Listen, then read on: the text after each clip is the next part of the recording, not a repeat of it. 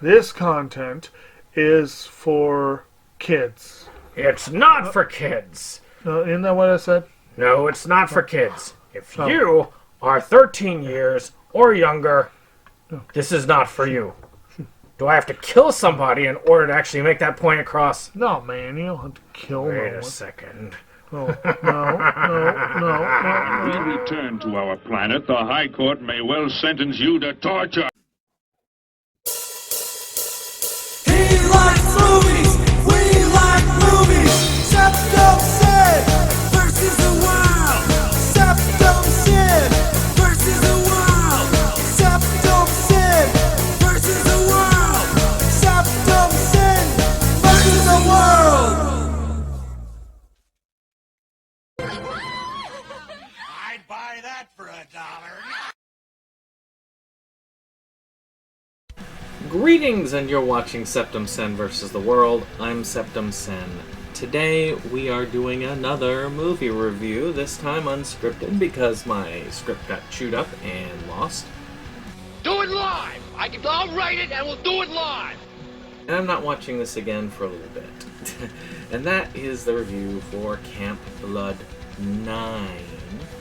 This is the second Camp Blood film, directed by Will Colazzo. And, of course, with hopes, at least I had hoped, that this would be better than 666 Part 2. And, for the most part, I was right. So let's talk about this. So, this is, of course, another one of those Sterling discs. And you can get a couple things for the special features, including commentary, some behind-the-scenes stuff. You get Camp Blood Kills again on this one as a feature. It's nice to have my name on something throughout, so I guess I have my name on it just because of that particular feature. It's the gift that keeps on giving, I guess. As far as this is good, no subtitles. Again, I'm not doing the rant. We've done the rant. We've done it over and over and over again, and we've gotten nowhere. So, let's just say no subtitles, bad on you, move on. Plot. You have a bunch of people trying to film this reality show over there at the former Camp Blood. There's also a psychiatric institute set up for people surviving Camp Blood. And, of course, you've got the Camp Blood clown killer on the loose again. So, plot. And I'm winging it today. So, let's talk about the plot. The plot is actually a little bit lower quality writing than 666 Part 2, but as I said in that previous, it's all about the execution. And this was definitely executed much better than that film. Now, it got confusing, especially towards the end. You had to skip, and it went on for a while. You probably could have done it just with having it have an ending right before the whole mental health therapy thing. Friday the 13th Part 5 dealie. You could have left that out, just tack an ending on it, and I probably would have been much more satisfied with this result. Otherwise, not too bad. Overall, I thought that it was executed fairly well. Again, not too terribly confusing, not too terribly snore-inducing. So these things, they matter. Yes, I think that it was decent. Acting. Well, much improved. Again, I will give this to the director. I consider the level of acting in a film is partially on the actor, but when the actors can give a good performance, it is up to the director to pull that performance out, and the acting is much improved here. So I do feel like this was done more. This probably had more effort into it. Maybe it's because it is a mainline entry in the series that they did that. I really like a lot of the people there. Tim Hatch is well known. One of my friends I usually like to highlight in these, Cody Tudor.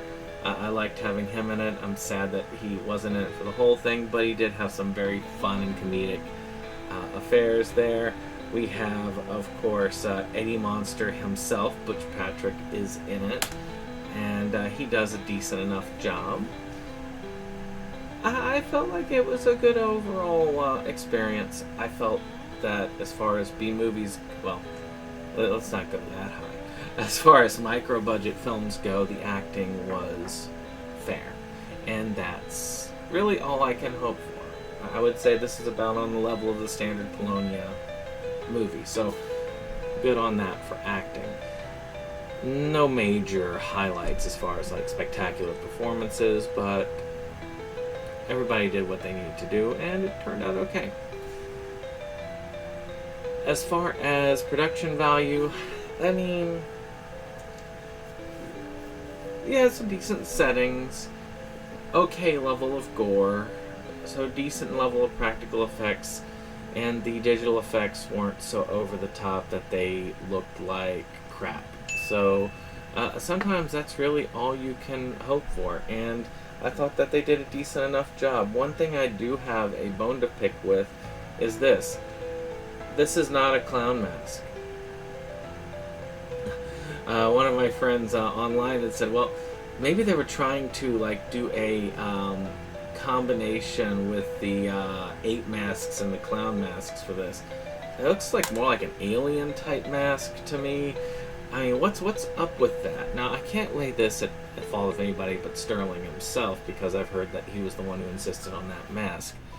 And though I doubt he'll comment on this, if you are watching this review, maybe you can let me know what the or somebody who worked on this, maybe you can let me know what the reasoning is of ditching the clown mask for this. I mean, you had a clown mask in it, and you had the kind of bride of, where she did the clown makeup for a very small amount of this film.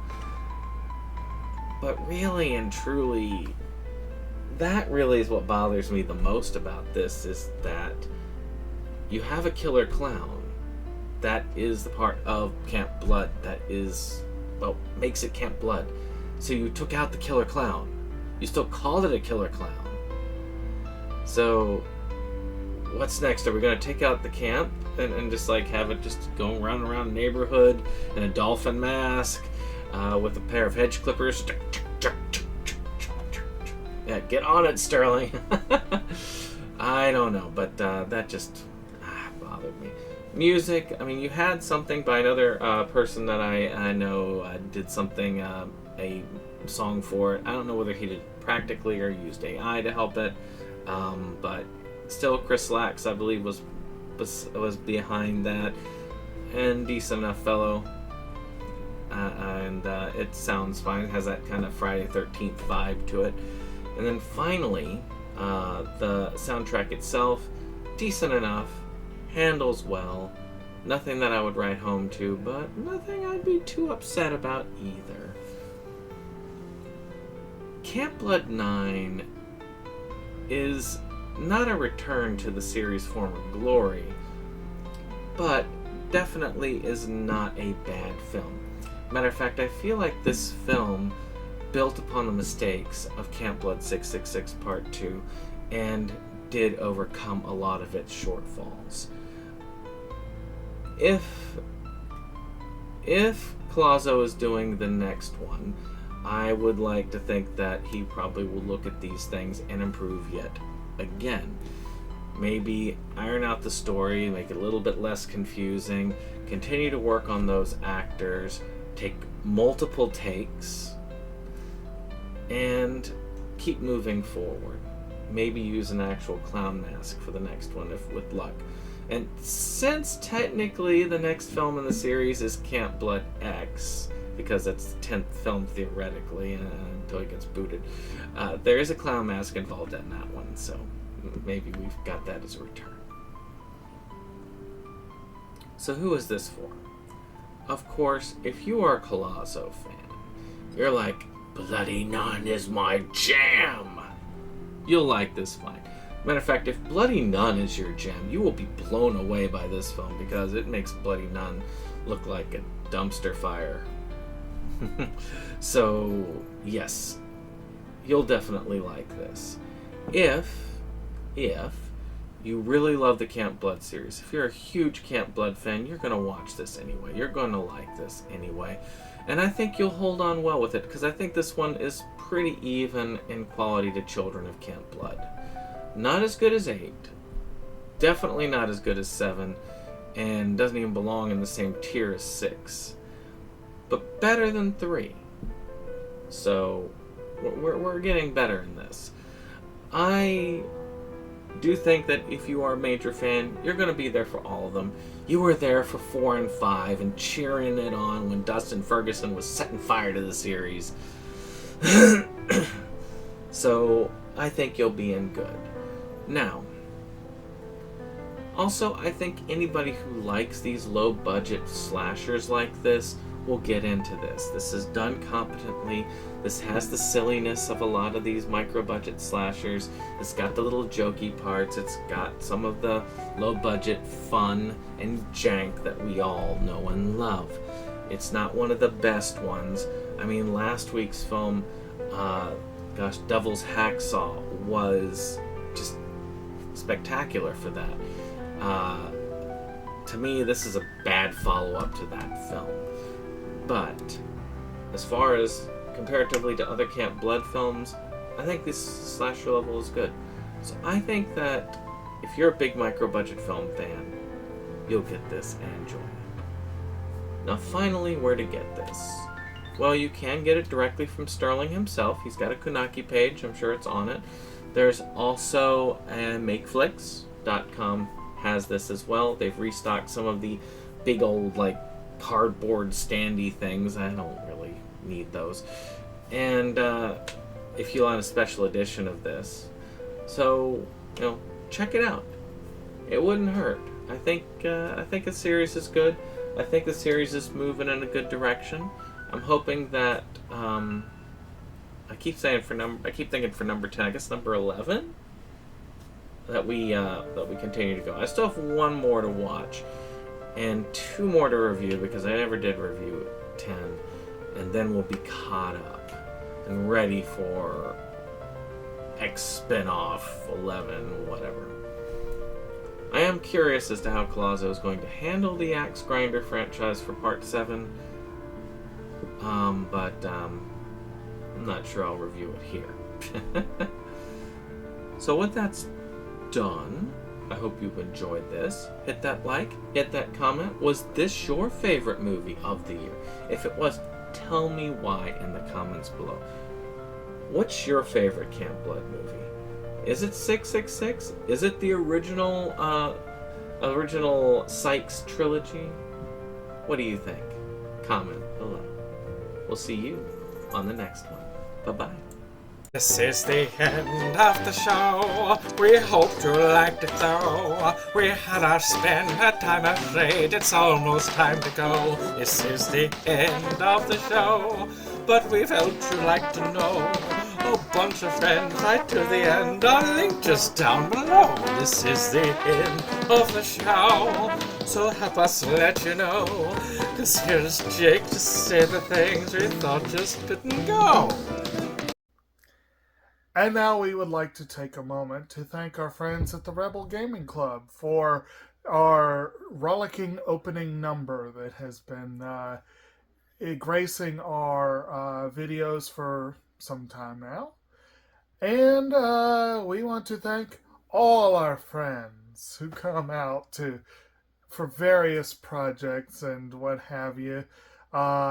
We have numerous links below, and we very much encourage you to check them out and give the other people a visit as well.